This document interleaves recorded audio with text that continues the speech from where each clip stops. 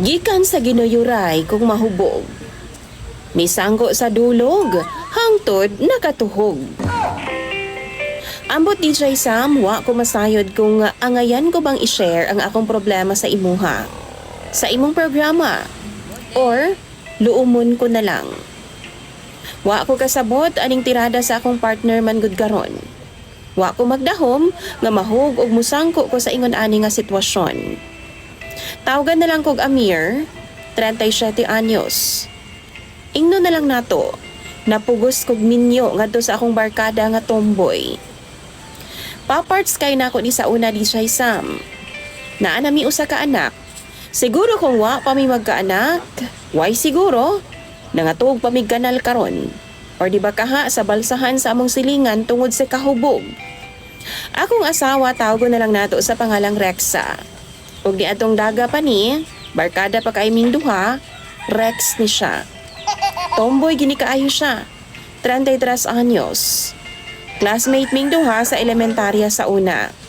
Kani laging paborito ka itas teacher nato sa una, di gyud tabuhian hangtod dili tabulbulon. Di jud na mo baba sa tagtulo ka tuig ang dangta nako DJ Sam matag grade level. Nahuman lagi ko og grade 6 DJ Sam. Mura nagpako sa katambok ang akong mga bulbul. 17 anyos na ko. Alangan kada Pebrero DJ Sam ambot nga nung ganahan pud kumuundang anang buwana. Di gyud ako natiwason. Pasang awa ra pa jud ang akong grado DJ Sam. Ug dihang niabot si Rex sa akong kinabuhi o Rexa. Misamot ang akong kabugoy DJ Sam. Kay magtandem naman ming duha sa kabuang. Laki kaayo ni siya manamit kani adto. Bisan gani karon, samot na iyang barog. Tanan DJ Sam. Elementarya pa lang, gitun-an ko na ni siya hubog-hubog. Mananggutay man ang iyang papa DJ Sam og tuba. Og sa dihang, di na kaya sa iyang papa mo sa kasalubi, siya na pod ang gihimong tagapagmana sa sanggutanan sa iyang papa. Mao na DJ Sam unay kaayo migtuba. Why adlaw nga di mi mahubog ni Rexa. Samot nagnay okasyon sa among lugar, sama sa fiesta og uban pa. Tungod kay why adlaw nga di mi mahubog, maihap ra pod ang gabi nga makatug mis among balay. Saga DJ Sam adto mis balsahan matug sa among silingan, sa kanal, sa kasagingan, or bisan asa maabtan og kahuyang. Sa una ha, ginasundo pa mi sa among mama ug papa, pero kadugayan ni surrender na sila. Sabay gani mi murikat ni Rexa sa una DJ Sam, na ibabay nga bayaran, amuan ang tabangan ni Rexa. Ako ang muhandos, siya ang mukinamot. Ang trip nako, trip po na ni Rexa. Hangtod sa kaadlaw ni ana naligo migdagat duha. Nami gi-order nga babae di siya Sam tagsami. Gi-chat namo nga makita mi sa batuhan. Kabaw na sila asa di siya Sam kay taga didto ra man sab. Pero wa man ka na ning abot. Unya kini si Rex di siya Sam perting hubuga. Aron mahuwasan lagi siya kay motorjak palagi daw siya pag abot sa babae. Mao to nangaligo mi. Unsa bang pagkaunsa di siya Sam nga kusog man kay ang balod niadtong gabiuna. Og sa sigig hampas sa balod, anam-anam magkahubo ang purol o brief na gisuot ni Rexa. Hubog pa ang amaw di siya Sam. Nihawas man ka na siya sa dagat nga way suot bisan unsa, way suot pang baba. Wa na daw iyahang purol og panty di siya Sam. Wa daw siya kabantay nga naanod na sa balod. Nagpungko na lang siya sa daplin di siya Sam. Tapos gipugos nag-inat-inat ang iyang t-shirt aron nga matabunan ang iyang bulad. Lumaluma man gud og panghagad og kaligo di siya Sam. Tapos wa man dai dala nga sinina. Ako pod wa pugoy dala di siya Sam. Kay wa man mi plano nga maligo. Ang amua man gud magguti lang mi daplin sa dagat. Tapos mang cheeks ming duha. Ana ra jud unta to. Bad trip pagid kay di siya Sam kay wa lagi ming abot ang among gi-order nga mga babae. Na ako'y duyan nga gidada di siya Sam.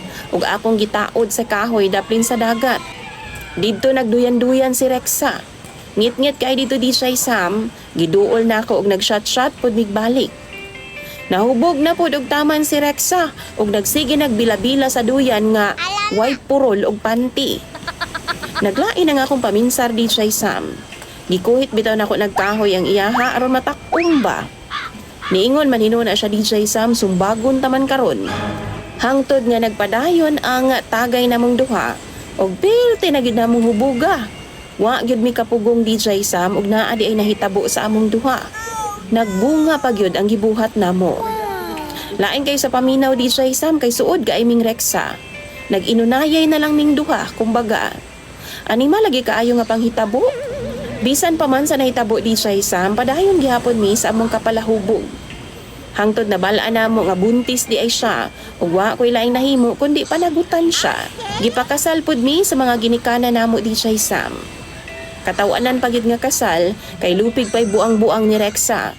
Nakagawon bitaw na siya DJ Sam, pero sa ilawom nagsapaw og pantalon. Naka-rubber shoes, ana ang buang-buang na akong asawa.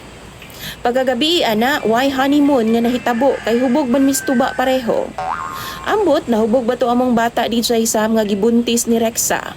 3 months pa siyang buntis niadtong tungura. Basta kay pagawas sa among anak, gani 4 years na siya karon, tarong man pod. Katakaan lang nako DJ Sam, kay gareklamo jud ko ani akong asawa. Sigig kahubog, tapos matug sa kanal. Tagbaw kog inapas sa DJ Sam, basin unyag majerjeran og laing lalaki. Kay mao ba yan ay binuhatan namo sa una. Ikaduha DJ Sam, kung magsangka ming duha sa kama, iyahang tabunan ang akong naong og dagway sa mga babae DJ Sam. Kanang mga sikat nga mga babae ba, mga gwapa, mga artista. Hayag jud ang suga ana DJ Sam aron makita niya ang dagway sa babae. Murag amaw lagi. Ako pod labaw nga amaw kay mituman man pod. Makaingon na lang gud ko. Normal ba ning bayhana ni? Normal ba ni ang akong naasawa? DJ Sam usahay malain og maglagot ko niya. Pero mao man ang iyang gusto, tapos sala po daw nako ning tanan. Seriously? Tanaw ninyo? Wa bagyod mahigugma ang akong asawa sa ako, ah? Tambagi daw ko ninyo, we, basin di ay makatabang pa na. Apili na lang po ninyong tambag ang akong asawa nga si Rexa. Kay ugalig man, ipabasa na ako na sa ihatanan, aron pod na asya'y makatunan og mahimasmasan. Daghan kayong salamat sa inyong tanan.